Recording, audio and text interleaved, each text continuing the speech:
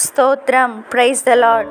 ప్రతిరోజు దేవుని కృపావార్త కొరకు ఎదురు చూస్తున్న ప్రియమైన దేవుని బిడ్డలకి నా వందనాలు.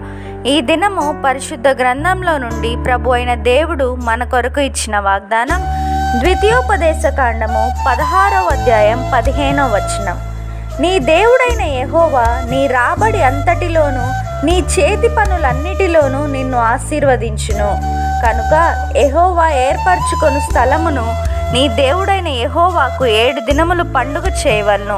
నీవు నిశ్చయముగా సంతోషింపవలను. Amen. Verse of the day, Deuteronomy chapter 16 verse 15.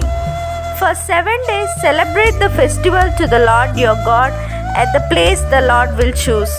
For the Lord your God will bless you in all your harvest and in all the work of your hands, and your joy will be complete. Amen. ప్రభు యొక్క చేయి ఎడతెగక మీకు తోడైండునుగాక. సజీవుడైన దేవుడు ఈ వాగ్దానం విన్న మీ అందరికీ రెట్టింపు ఘనత కలుగు చేయనుగాక. May God be gracious to you and bless you and make his face shine on you. Amen.